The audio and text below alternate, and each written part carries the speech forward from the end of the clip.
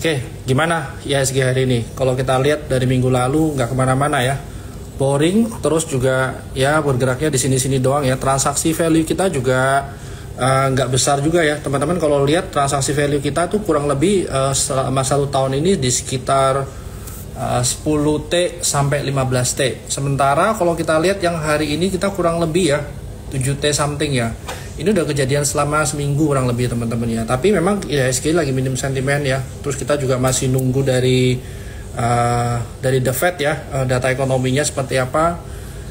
Memang kalau kita lihat ya teman-teman ya, banyak banget barang-barang yang berserakan murah di bawah. Tapi hari ini masih belum kemana-mana juga. Nah sebenarnya kita expect apa nih? Yang kita expect market ini lebih ke sentimen positifnya lebih banyak, sementara kita lagi nggak punya sentimen positif nih. Nah teman-teman juga lihat kalau diterima IDES itu kan sempat ya keluar kurang lebih kita punya roadmap untuk IHSG seperti apa. So far ya, dari IHSG kita masih ngelihat kemarin kalau Jogi bilang ya minimal rupiahnya itu menguat. Nah sekarang kalau kita lihat dari IHSG juga masih belum kemana-mana ya, tapi saya rada ragu kalau kita ngomong IHSG ini cenderung turun ya. Nah mungkin skenario yang kita bisa lihat itu ada dua. Satu, IHSG itu cenderung naik, dan yang kedua IHSG itu lebih cenderung sideways. Nah kalau sideways berarti rangingnya gede. Nah apa sih yang kita expect? Kalau kita expect sebenarnya dari IHSG itu ada ruang gap sekitar 6751 sampai 6764 ya teman-teman ya. Hopefully dia nggak kesana atau dia nggak tutup sekarang. Nah kenapa? Satu, kita ada event besar nanti di November akhir itu MSCI rebalancing yang pertama. Yang kedua dari Desember nanti harapan kita ada Santa Claus Rally atau sebenarnya ada window dressing ya. Nah memang selama tahun 97 sampai tahun 2022 kemarin itu mungkin jarang banget yang Desember itu negatif atau ditutup merah. Nah sebenarnya waktu IHSG kemarin tutup merah, kalau kita ngomong yang kemarin tutup merah harusnya kali ini tutup hijau ya, bisa aja kita lihat view seperti itu. Tapi balik lagi nih teman-teman, dari IHSG satu minim sentimen. Nah yang sentimen yang kita masih bisa expect apa? Satu ya yang bansos dari pemerintah itu ya, yang November sama Desember. Yang kedua itu ada event besar kita ya, event negara kita. Nah sebenarnya dari awal tahun kita pernah ngobrol juga ya sama Farul, sama Billy dan segala macam. Biasanya kalau di event-event besar ini sektor-sektor consumer itu cenderung menguat atau cenderung ada flow. Oke, hari ini saya live sendirian karena kebetulan Koko Billy lagi ada event tempat lain. Jadi harusnya yang kemarin hari Senin saya tukar sama Jogi sama Billy, tapi hari ini harusnya Billy nggak bisa join. Oke, mumpung masih awal minggu ya, ini udah tanggal 14-15, jadi kita masih melihat sih sebenarnya untuk peluang IHSG setidak-tidaknya sampai akhir bulan itu gimana. Oke, yang paling gampang kita lihat sekarang gini, kalau sebenarnya IHSG yang biasanya cenderung menguat di akhir November, Desember apa ya, seperti yang sempat saya ngomong sebelumnya ya nanti kita bahas Mayora. IHSG kalau seumpamanya November, Desember itu memang cenderung menguat di sektor yang LQ45. Paling gampang kita lihat LQ45 apa? Dari data yang kita punya itu 35 tahun terakhir itu MDKA setiap Desember itu berhasil ditutup positif. Setengah-enggaknya dia positif. Nah average returnnya berapa? Average returnnya kalau kita lihat selama 35 tahun itu kurang lebih sekitar 5% sih teman-teman ya, November doang. Kalau sampai Desember gimana? Kurang lebih juga 5% juga ya, yang kalau kita hitung. Resist IHSG tebel banget kok. Ya memang gimana ya, resistnya tebel dan sebenarnya overall masih downtrend. Oke, nggak usah lama-lama. Coba kita lihat ya IHSG dari chart. Oke, nah teman-teman bisa lihat ya. Mungkin kayak gini lebih gampang. Oke, ini. Nah, kalau kita lihat IHSG sebenarnya dari trim daily di reportnya kita itu kan ada tiap hari kita keluarin ya teman-teman ya. IHSG memang sebenarnya dia sempat nyentuh support di sini ya. 1, 2, 3, 4 dan ini dekat-dekat support dia berhasil rebound. Berarti kalau kita simpulkan sebenarnya IHSG ini bukan cenderung downtrend teman-teman ya, tapi area-area sekarang sebenarnya agak riskan. Kenapa? Ini support resist daerah sini, terus dia juga ada dynamic support daerah sini. Sebenarnya kalau teman-teman punya bisa taking profit dulu. Nah, barang-barang seperti apa yang kalau kita mau hold lebih panjang? Nah, sesuai yang tadi kita bicara di awal, waktu IHSG dekat-dekat support, kalau misalnya nih nanti di dalam 2-3 minggu ke depan IHSG drop atau dia ranging besar ya, otomatis dekat-dekat support atau dekat-dekat area bawah, dekat-dekat shadow sini teman-teman bisa mulai lirik barang-barang big caps ya. Barang-barang big caps apa aja? Kecenderungan kalau big caps itu kita lihat ya, banks ya nomor 1 teman-teman ya, bisa lihat yang mungkin salah satu yang saya lihat tadi adalah MDKA. Nah, kita lihat dulu MDKA. Since MDKA juga ada di tempatnya kita ya, di stock picknya kita. MDKA, kenapa kok MDKA menarik? Nah, teman-teman kalau mau tahu MDKA menarik, mungkin lebih bisa ngelihat panjangnya. MDKA ini dekat-dekat area support sih teman-teman ya. Dekat-dekat area support ya, teman-teman bisa lihat. Terus yang kedua, kalian juga bisa lihat di sini sebenarnya ada divergence. Nah, ini sebenarnya kalau divergence seperti apa? Ini osilatornya naik, ininya turun. Sebenarnya kita bisa lihat osilator itu kita ngomongnya leading indicator. Berarti waktu dekat-dekat oversold area, terus dia ada divergence, terus juga dia penurunannya yang di sini sama sini udah mulai lambat. Walaupun Q3-nya kemarin reportnya nggak gitu bagus ya, tapi seenggak-enggaknya kita bisa expect di Q4 ini mungkin reportnya akan bagus. Yang kejadian mungkin di tahun depan sih teman-teman ya. Nah, apa sih yang bisa kita harap dari sini? Nih, kalau teman-teman mau pakai cocokmologi ya, ini ada mungkin potensial dia buat double bottom. Yang pertama, yang kedua ada divergence. Ya, menurut saya dari sini sebenarnya risikonya sudah terbatas. Tinggal, loh kenapa kok nggak supportnya taruh sini? Karena satu, kita nggak pernah tahu kapan dia buat lower low, atau semuanya kita taruh stop loss terlalu pendek, apalagi marketnya lagi seperti ini ya. Makanya saya taruh supportnya itu di bawah 2120, harusnya masih make sense sih untuk MDKA. Jadi menurut saya dari MDKA ini masih cukup menarik. Tadi kalau ada yang singgung soal IHSG resistnya tebel banget, sebenarnya nggak tebel sih teman-teman. Tapi memang IHSG sekarang ada di daerah resist support resistant ya. Nih area resist support resistant ini mungkin kalau kita ngomong retrace-nya kurang lebih udah 70-80%-an ya dari major trend yang di sini.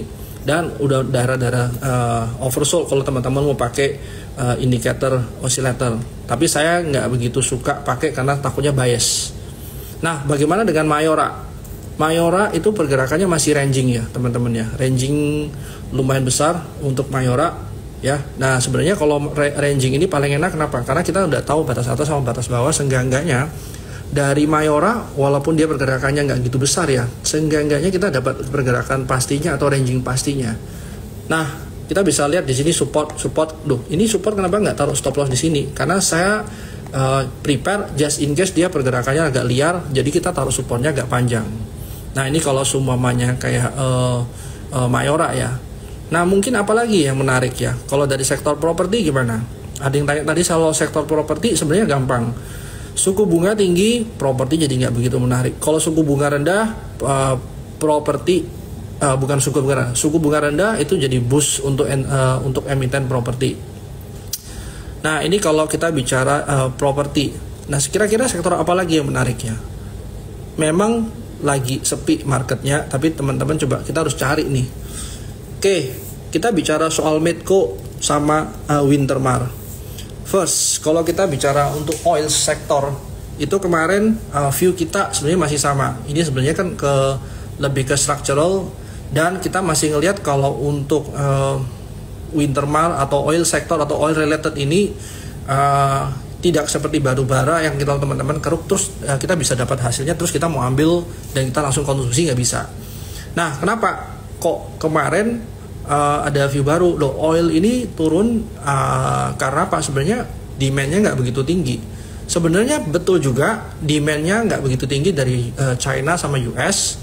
Makanya kalau kita lihat kenapa kok Arab Saudi dan Rusia itu mau membatasi atau mengurangi produksi dari oilnya, ya karena salah satu reasonnya karena mereka ngelihat demandnya nggak begitu besar dari China.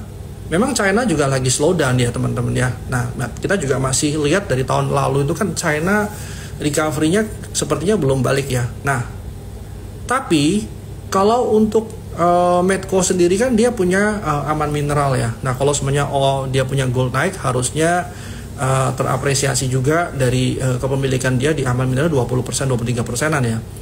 Bagaimana dengan Wintermar? Oke, case-nya Wintermar seperti ini. Wintermar ini kan bukan langsung ke oilnya, dia sebagai salah satu industri penunjang industri oil. Dia punya yang kapalnya itu ya. Nah sekarang kalau oilnya naik atau oilnya turun gimana? Sebenarnya buat Wintermar-nya tidak begitu ngefek ya. Kenapa? Untuk cost-nya kapal dari Wintermar ini ya, bukan cost-nya Wintermar, tapi cost dari oil production Wintermar ini cuma 5% dari cost-nya, berarti masih dikit banget. Dan sebenarnya dia naik turun juga tetap 5% teman-teman. Bedanya apa? Bedanya yang kita lihat dari Wintermar ini, kalau memang oil price itu naik, terus kalau memang ini structural dan memang otomatis begitu kapasitas produksinya digenjot, semua kapal-kapalnya Wintermar ini kan kerja, otomatis ya secara bottom line, secara revenue akan ngefek ke Wintermar. Tapi Wintermar-nya sendiri gimana nih? Kalau kita lihat Medco ya, kita lihat Medco secara teknikal dulu. Ini Medco ya. Medco itu memang ada ruang gap di atas ya teman-teman. Jadi kalau kemarin ini dia rebound, sebenarnya make sense. Tapi apa sih yang bisa kita lihat? Yang saya ekspektasikan di sini mungkin dia akan ada ranging ya. Or kalau teman-teman bisa lihat potensial buat inverse head and shoulder ya. Nah ini ada ruang gap. Ruang gapnya udah ditutup juga. Terus ada gap di atas kurang lebih di area berapa? 1450 sampai 1470. 1565 sampai 1600. Nah itu mungkin target jangka panjangnya. Tapi kalau short term menurut saya area-area 1305 itu mungkin teman-teman bisa taking profit dulu ya. Nah bagaimana sama yang lain? Ya kalau yang lain salah satunya LED ya. LED itu saya juga masih floating loss ya, karena memang saya ngeliatnya saya lebih specs just in case ini Wintermar-nya naik tinggi, otomatis kita cari yang betanya atau yang lebih resiko itu ya adanya di LED ya teman-teman ya. Nah makanya kemarin saya sempat suka LED, tapi LED ini udah mulai downtrend. Kalau semuanya downtrend ya saya mungkin akan cari exit, tapi cari exit dengan risk yang lebih kecil gitu. Jadi bukan potong langsung sekarang sih gitu. Gimana sama PTPP? Sama PTPP atau infrastructure ini lebih ke ini ya sentimen karena IKN ya teman-teman ya. Nah IKN-nya sendiri memang kemarin ada mandat siapapun presidennya, penerusnya kan tetap harus meneruskan project dari IKN. Tapi masalahnya kalau dari IKN ini tidak langsung ini ya, tidak langsung reflect ya teman-teman ya. Dan IKN ini sebenarnya tergantung berapa banyak kontrak yang kita bisa dapat dari sana dari projectnya IKN ya. Jadi kalau PTPP gimana? So far PTPP udah turun banyak, udah diskon banyak, tapi memang belum ada clear reversal. Apalagi kalau teman-teman lihat waktu downtrend kemarin lumayan kenceng ya. Nah ini sebenarnya kita masih tunggu. Kalau semuanya mau masuk sekarang untuk spek menurut saya juga terlalu risky, bisa aja dia turun lebih dalam terus atau turun di dekat support ini barusan dia mantul. Jadi mungkin harus lebih hati-hati ya kalau menurut saya di PTPP. Raham gimana? Raham kemarin sempat turun banyak, terus tahu-tahu kemarin dia sempat rebound kenceng ya berapa hari yang lalu ya. Nah sebenarnya kalau seperti ini kembali lagi nih teman-teman, kita lihat memang overall dia masih downtrend, memang ada chance dia untuk reversal di sini ya, chance untuk rebound ke atas. Tapi bisa aja kan kita lihat mungkin dia akan ada ranging dulu di sini, barusan dia akan naik ke atas. Nah ini sebenarnya kita masih tunggu. Kenapa perlu ranging? Ini logiknya gini, ini moving average 20, 50, 100 atau berapa moving average. Kalau dia mau naik ke atas berarti kan dia perlu harga average-nya itu atau semuanya ini makin kecil. Otomatis kalau kita berharap dia makin kecil, pasti yang kejadian adalah ranging atau dia langsung push ke atas ya. Nah ini mungkin barusan dia punya moving average ataupun trending ini ya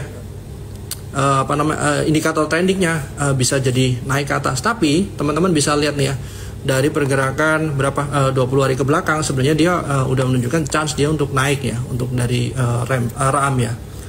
Nah yang kita bisa tunggu apa? Kalau udah seperti ini menurut saya kalau pullback dari setengah dari sini sebenarnya jadi entry point lumayan 540 something, itu mungkin jadi lebih menarik untuk RAM ya.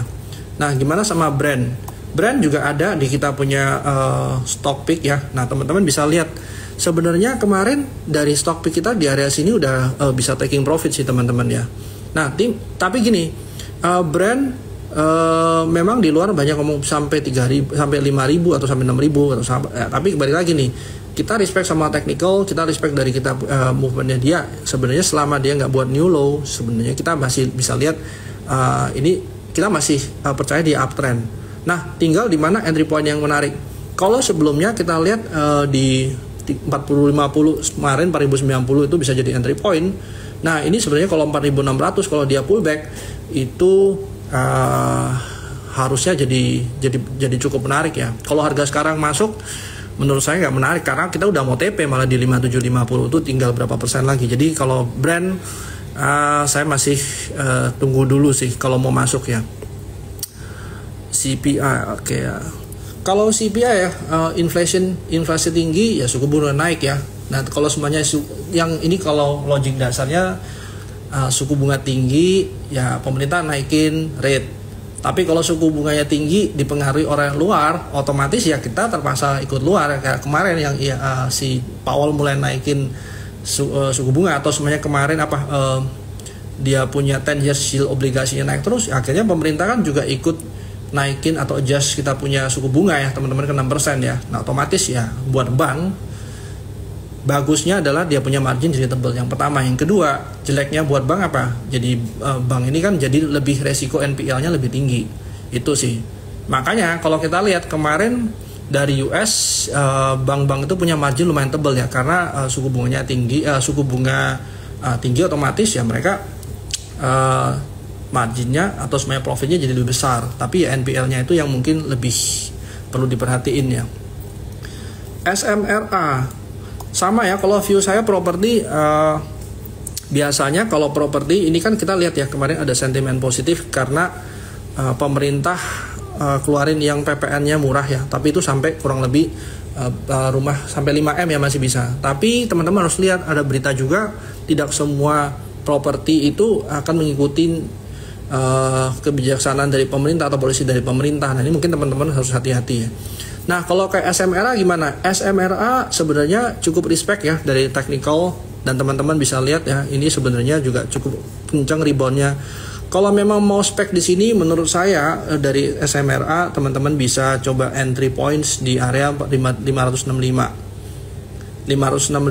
dengan asumsi kalau semuanya dia turun ya kita taruhlah kurang lebih 10% ya untuk jaga risikonya, dan kita bisa taruh target kurang lebih di 640, dan ini menurut saya juga masih cukup masuk akal dengan risk reward kurang lebih sebesar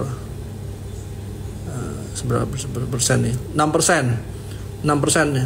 Dengan risk reward 6% otomatis ya harusnya masih cukup murah ya risknya ya. NCKL juga harusnya ini miss ya dari kita punya ini, kita nggak sempat masukin stock pick untuk NCKL.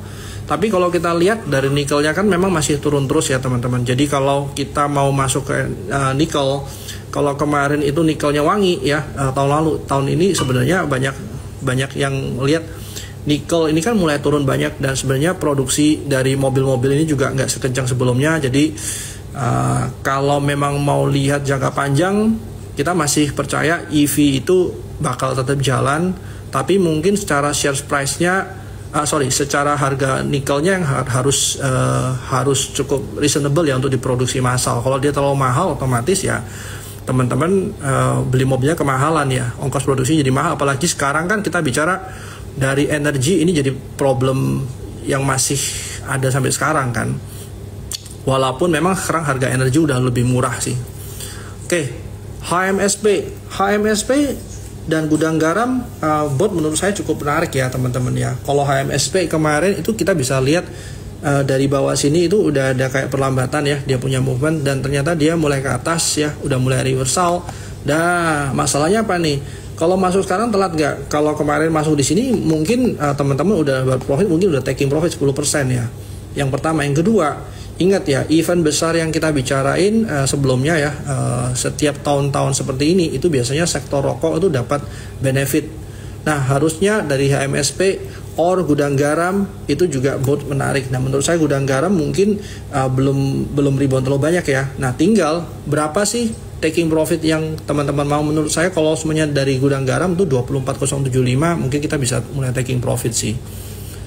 Arto, BBYW, BBKP. Nah, ini kan sebenarnya masih berbau-bau teknologi ya teman-teman ya. Menurut saya kalau Arto ini kalau dia pas rebound ya saya cari profit ya, profit taking ya. Menurut saya kalau harga-harga sekarang teman-teman masuk, menurut saya nggak begitu worth it sih. Mungkin 18-15 something kalau teman-teman masuk itu mungkin lebih masuk akal sih. Nah sekarang kalau mau masuk di sekarang menurut saya nggak dulu deh, karena upside-nya udah mulai terbatas ya. Kecuali ada 1840 retracement itu mungkin lebih menarik. Oke, kita lihat dari BBYB masih sama juga, tapi menurut saya BBYB di secara chart harusnya udah waktunya taking profit sih teman-teman ya. BBKP sama ya, view-nya sama awal tahun masih sama, mereka masih bersih NPL ya. Menurut saya juga masih belum ada reversal. Kalau semuanya mau spek ya teman-teman harusnya harus bisa ini ya. Harus bisa average down, dan menurut saya nggak begitu wise karena kalau average down kita nggak pernah tahu di bawah berapa jauh gitu. Dari Goto juga Goto menurut saya kalau harga sekarang masuk saya nggak berani sih masuk sekarang ya. Mungkin saya akan cari sektor yang lebih favorable, tidak against sama rate yang naik turun sih teman-teman ya. MTech, SMA, WRG gila ini diborong semua ya.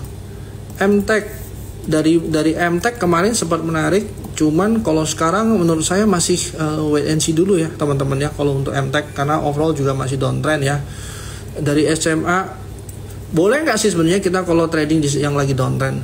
Boleh saja, tapi ya mungkin kita cuma cari reboundnya doang ya. Dari SMA menurut saya juga belum kemana-mana teman-teman ya, harganya juga masih di sini doang. Masih ranging juga ya.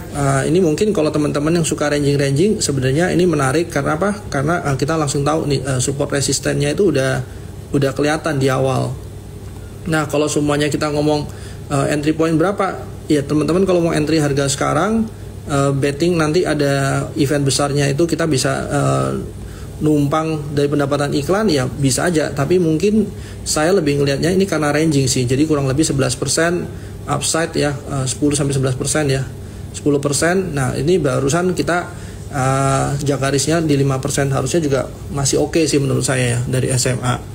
WIRG menurut saya masih belum sih teman-teman ya. Kalau WIRG ini juga tunggu kita lihat chartnya. WIRG juga belum ya, masih ranging ya. Lebih baik sih teman-teman ketinggalan masuk daripada masuk kecepatan terus kita punya peluru habis kemakan seminggu 2 minggu nggak bisa ngapain sih. MTEL kemarin sempat jalan kenceng ya teman-teman ya, hari ini minus 1,5%. Nah ini mungkin bisa dipantau ya, kalau 635 itu mungkin teman-teman boleh consider untuk masuk ya. Tapi harus dilihat waktu dia turun ke bawah berapa lama. Kalau dia turunnya dalam waktu 2 minggu seminggu ya mungkin masih oke. Tapi kalau turunnya langsung 1 hari 2 hari ya mungkin menurut saya terlalu cepat sih turunnya. Untuk MTEL menurut saya masih tunggu dulu sih. Telkom oke tunggu ya. Oke, dari Telkom juga overall masih downtrend sih, masih belum menarik sih. Dari bukanya juga masih seputar kayak Goto, nggak beda juga ceritanya. Memang dia punya target tahun ini kan dia EV/EBITDA-nya positif ya di Q4. Nah kita masih tunggu. Kalau seperti ini menurut saya juga wait and see juga kalau untuk buka teman-teman ya. PANI itu mungkin bukan karena sektor propertinya, tapi karena ada ini ya corporate action ya, dia mau right issue teman-teman ya. Nah, kita masih tunggu kapan right issue, harga right issue-nya akan keluar. Menurut saya kalau sekarang masuk lumayan tinggi ya teman-teman. Tapi kalau teman-teman mau trading cepat ya menurut saya daerah resisten ini mungkin teman-teman bisa taking profit ya di 5.000. Siapa tahu right issue-nya di atas ini ya. Jadi kalau di atas teman-teman misalnya wah harga sekarang kan murah. Berarti kalau murah saya mau tebus right issue-nya ya lebih baik saya beli harga sekarang. Kalau semuanya naik nanti barusan jadi menarik kan. Nah ini mungkin kalau PANI, menurut saya kalau PANI karena saya udah punya, saya masih hold ya. Menurut saya masih menarik ya. Menurut saya kalau harga-harga sekarang kalau ada pullback di 4.750 itu mungkin kita masih boleh masuk sih. BRPT juga menarik sih teman-teman ya, karena kemarin sudah sempat naik dan sekarang sih lagi pullback. 11.10 itu mungkin jadi entry point yang menarik sih.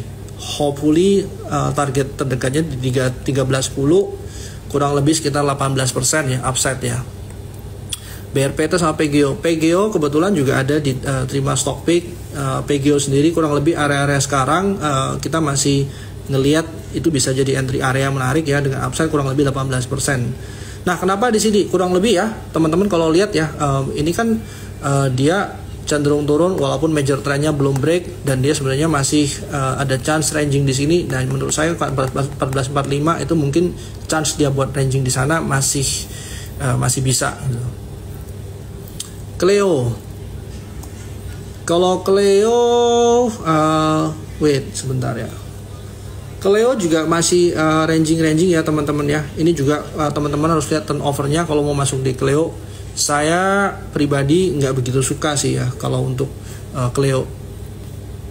Oke, MBMA masih turun downtrend lumayan dalam ya teman-teman. Kalau kita mau masuk ke MBMA, kemarin kan sempat ya dari researchnya kita, kalau MBMA ini kan chance masuk ke MSCI rebalancing ya. Ada TPI, MBMA sama lagi satu lagi aman.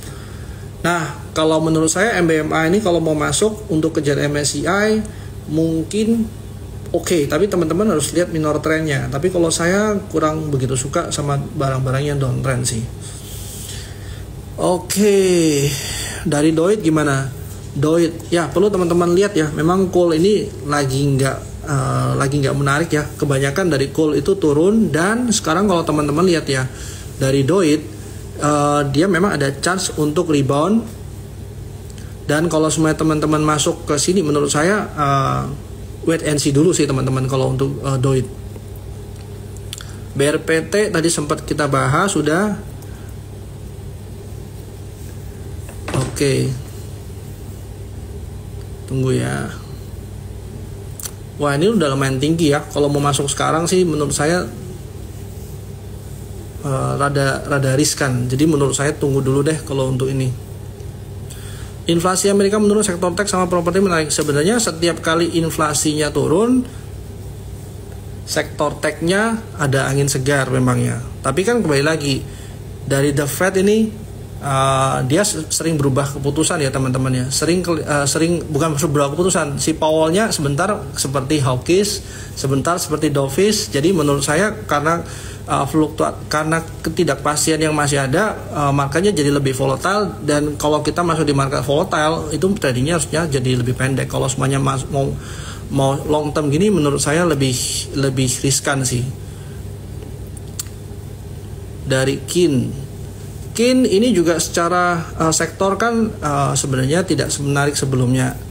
Nah, kalau teman-teman lihat dari Kin ini kan overall juga dari kemarin naik kencang terus sampai sekarang masih belum ada reversal ya. Menurut saya masih terlalu resiko kalau masuk sekarang di Kin. ITMG, ADMR, menurut saya ITMG juga sama ya teman-teman ya. ITMG by technical juga cenderung masih turun sih teman-teman ya.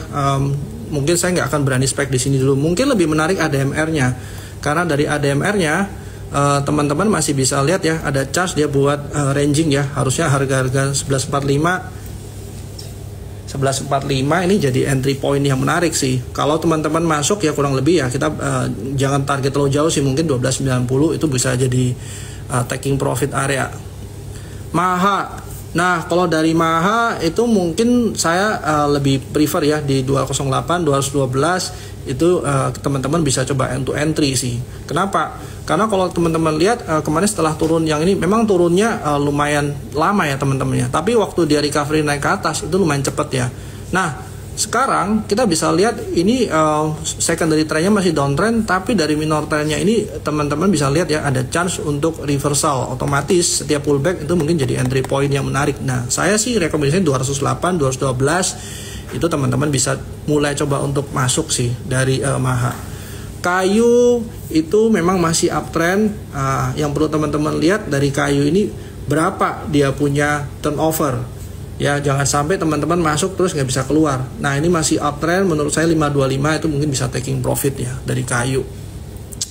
Bovin juga masih ranging sih teman-teman. Saya nggak begitu suka juga saham-saham yang tunggunya masih awal reversal juga. Dan teman-teman bisa lihat ya, nah teman-teman bisa lihat power turunnya sama power naiknya ya. Lebih susah naiknya kan. Nah ini sebenarnya nggak begitu legit kalau kita masuk atau kita berpikir oh ini udah uptrend. BRMS itu masih ada juga di kita punya terima stock pick ya. Kita masih lihat chance untuk reboundnya masih ada. Kenapa? Nah teman-teman bisa lihat ya dari secondary trend di sini waktu dia break ke bawah itu kan juga breaknya nggak gitu dalam, tidak sekuat ini juga powernya.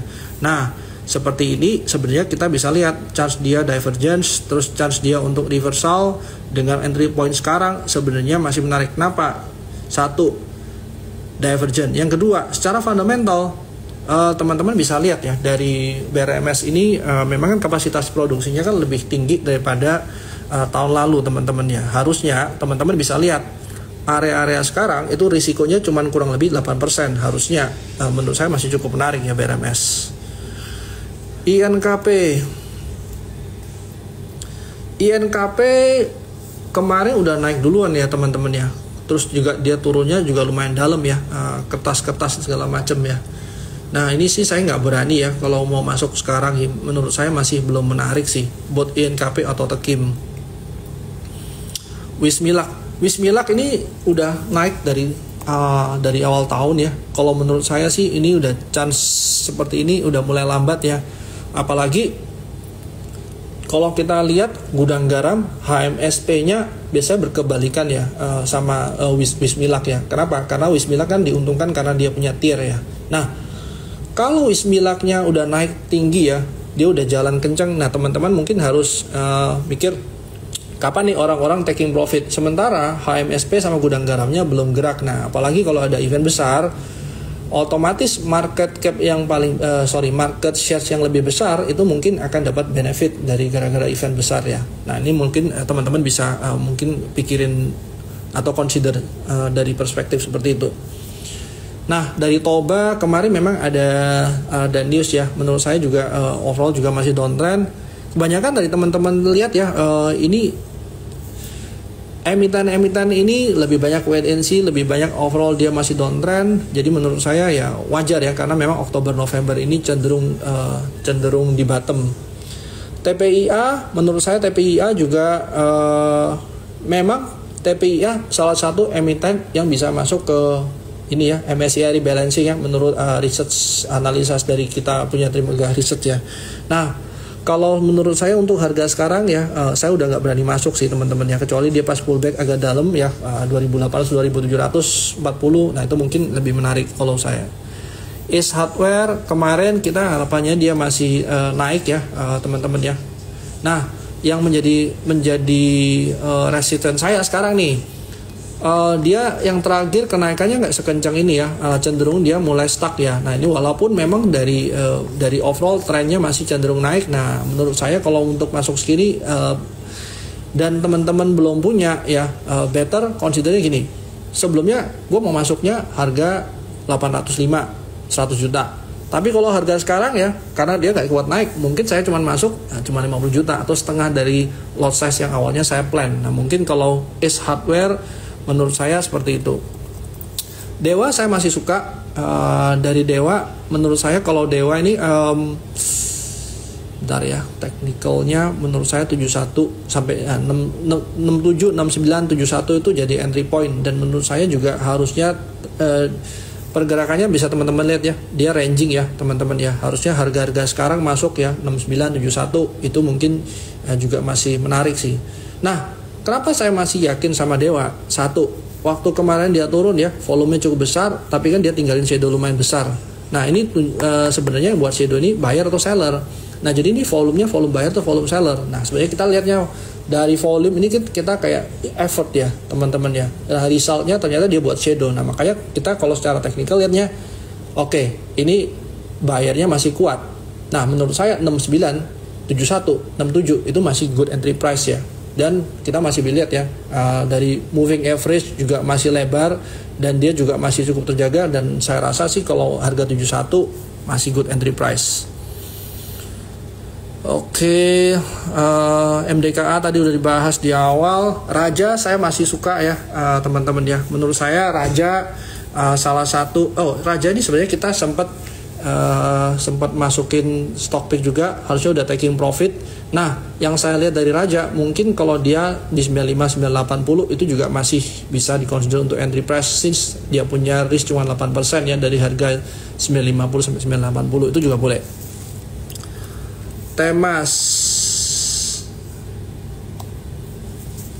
Oke, dari Temas menurut saya nggak dulu. Kalau Temas, Maha tadi udah dibahas. Film.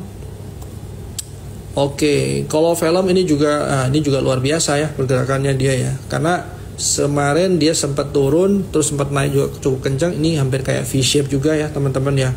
Nah, kalau emiten-emiten seperti ini menurut saya coba tawar aja 50%, siapa tahu dikasih ya. Kurang lebih kalau 50% atau ini ya saya di 2620 itu mungkin kita bisa coba untuk entry ya. Kenapa? Kalau 2620 kalau pas marketnya lagi trend harusnya ya dia pullbacknya nggak boleh dalam. Nah, batasin aja kurang lebih 10% dengan upside kurang lebih 43%. 43 di 3810 ya. 3810 ini kurang lebih kalau kita lihat risknya kita taruhnya di 2250. Nah, itu kalau semuanya untuk film sih. JSML belum dibahas. JSML ini infrastructure. Oke.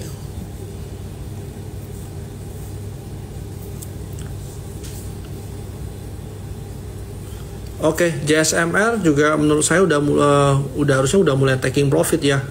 Kalau teman-teman masih mau masuk, mungkin di 4310 teman-teman bisa coba masuk sih. Dari ASA juga masih downtrend ya teman-teman ya. Belum begitu menarik. Brand tadi udah dibahas sih, harusnya kita udah deket-deket mau taking profit sih teman-teman ya. Nah, ini juga lumayan tinggi ya. Nah, sebenarnya ada beberapa saham yang mungkin teman-teman udah pada tahu ya, kayak Meta itu juga rencananya mau delisting ya. Kalau teman-teman yang kemarin sempat beli Meta, just in case dia di delisting, terus dia dibeli harga premium, ya itu beruntung buat teman-teman ya. Nah, cuma teman-teman harus sadar ya, kalau sebulan terakhir itu kan memang yang rame ini kan barang-barangnya grupnya Barito ya teman-teman ya. Dan kemarin setelah disuspend brandnya jalan lagi pun marketnya cuma 7T bergerak, dia punya ini ya market trading value ya. Jadi menurut saya karena marketnya nggak begitu favorable juga, mungkin teman-teman harus lebih hati-hati ya milih barang ya atau milih emiten ya. PTRO gimana ya? Kalau PTRO kemarin kan udah ada news ya, Barito punya grup ya ngambil PTRO-nya dari Cuan ya. Nah, ini mungkin juga menurut saya dari technical belum begitu menarik ya. Menurut saya bisa aja dia continuation, teman-teman boleh aja spek dekat-dekat moving average ya. Siapa tahu dikasih 3780, taruh aja risk di bawah 3480. Bentar saya gambarin deh. Taruh risknya di sekitar sini. Nah, teman-teman kalau lihat Barito itu sebenarnya ada ruang gap ya, ruang gap lumayan besar, itu kurang lebih sampai 5.500. Jadi kalau kita mau berandai-andai panjangnya di mana nih target jauhnya, ya kurang lebih kita bisa lihat closing gap area di mana, itu jadi target teknikal kita ya 41%. Kalaupun nggak 41% ya teman-teman diskon aja minimal 20% kan, siapa tahu bisa dapat ya gitu. LPPF. Nah, kalau dari LPPF juga masih downtrend, masih belum menarik ya. Kalau semuanya untuk average down juga menurut saya nggak begitu wise. MPPA juga belum menarik ya. Kenapa nggak lihat kayak MAPA atau MAPI, itu mungkin jauh lebih menarik ya teman-teman. Coba ya saya liatin mungkin MIDI, itu juga MIDI masih menarik sih. Harga-harga sekarang bisa jadi good entry points. Terus juga kita lihat AMRT itu juga ranging, teman-teman bisa masuk kalau pas di ranging di bawah. MAPA itu juga teman-teman bisa lihat ya, harga-harga sekarang itu juga bisa untuk coba entry ya. Terus kayak MAPI itu juga menurut saya masih menarik sih. Auto juga sektor otomotif ya, menurut saya juga masih belum sih teman-teman ya. Auto ya masih turun ya, masih downtrend, menurut saya tunggu, jangan dulu deh gitu. Inet juga masih downtrend, masih belum menarik. Oke, mungkin yang terakhir MPXL ya, MPXL. Ya, ini mungkin lebih menarik nih, tapi teman-teman harus lihat ya berapa dia punya turnover. So, hampir semua ya udah kejawab ya teman-teman ya. Mungkin yang terakhir kita lihat US 10 years ya, itu juga menarik tuh, cyber saya juga suka tuh. Nah, ini teman-teman bisa lihat ya US 10 years yield-nya kita dari US ya, bukan kita ya. Itu udah mulai turun. Nah, menurut saya kalau sebenarnya dia udah turun gini, ini sebenarnya power turunnya lumayan kuat ya. Saya masih ngelihat harusnya dia masih melanjutkan penurunan sih kalau untuk US 10 years. Berdasarkan technical menurut saya ini dia nggak kuat naik sih. Nah, kita lihat juga deh sama kayak kita punya 10 years obligasinya Indonesia. Nah, buat teman-teman yang kayak kita mau ngapain nih daripada bingung ya, teman-teman sebenarnya untuk masuk ke obligasi harga-harga sekarang itu teman-teman dapat yield lebih bagus ya. Ya kalau kemarin dapat 7% ya itu hoki. Kalau semuanya teman-teman mau berharap kemarin sampai di Oktober 2022 itu 7,6%, nah itu mungkin akan ada ini ya, nggak gitu bagus ya menurut saya. Nah menurut saya 7% kalau bisa dapat atau 6,9% teman-teman lumayan boleh masuk ya untuk obligasi. Breeze yang terakhir deh. Breeze itu masih ranging juga menurut saya. Kalau untuk Breeze teman-teman kalau mau masuk di ranging, ini rangingnya lumayan besar ya. Sorry, bukan ranging, lebih ke bergerak di channel sini ya. Ini sebenarnya kita masih lebih prefer untuk tunggu dia reversal, itu barusan lebih aman. Oke, mungkin itu dulu ya untuk market hari ini. Jadi teman-teman jangan terlalu agresif dulu, lebih hati-hati aja karena marketnya lagi nggak begitu favorable. Sampai kita tunggu dari data US seperti apa. Kalau gitu itu dulu untuk market update hari ini. Sampai ketemu lagi ya minggu depan. So stay tune terus, besok akan ketemu sama Coco Glenn. Nah, see you.